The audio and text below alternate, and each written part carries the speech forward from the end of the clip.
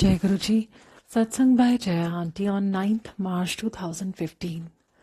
गुरु जी के पास संगत को सब मिलता है, शांति, सुख और हर वो चीज जो कि हमारे आध्यात्मिक विकास के लिए जरूरी है, पर गुरु जी की तय किए हुए समय पर उन्हीं को मालूम है कि हम किस वक्त कितना ग्रहण करने की स्थिति में हैं।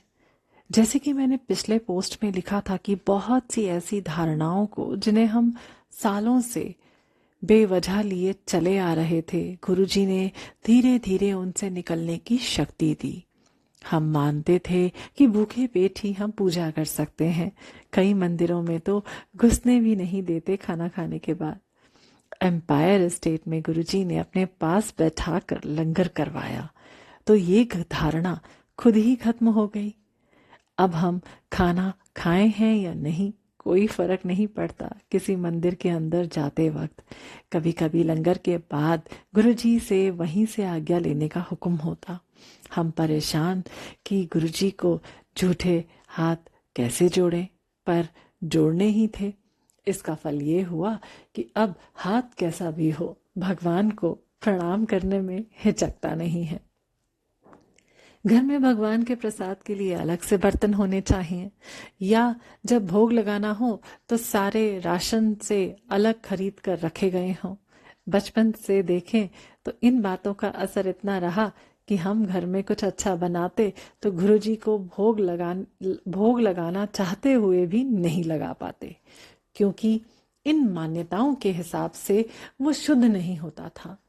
पर जब संगत ने अपने अपने सत्संग सुनाए जिनमें गुरुजी कभी उनकी चाय प्रसाद पीते, कभी साथ में खाते, और खुद देखा भी कि जब एक आंटी की बर्थडे पार्टी में गुरुजी ने खीर प्रसाद दोबारा हमारे बीच आकर लिया, तो जाकर हम अब इन आडंबरों से निकल पाए हैं।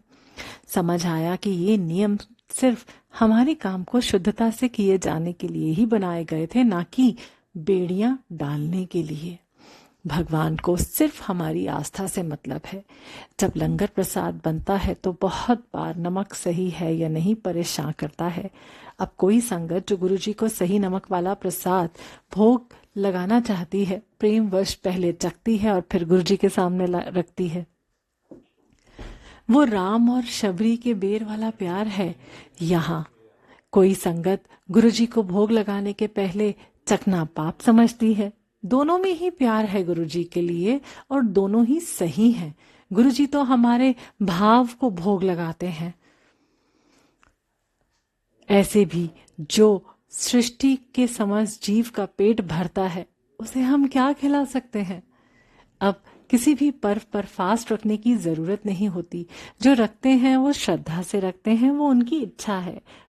फास्ट से मन और तन का भटकाव कम रहता है तो ध्यान ज्यादा लगता है, पर ऐसा नहीं है कि व्रत करने से कोई पुण्य ज्यादा मिलेगा। हम संगत बड़ी उधेड़ बुन में रहते हैं कि टॉयलेट जाते वक्त गुरुजी का लॉकेट पहने कि नहीं पहने।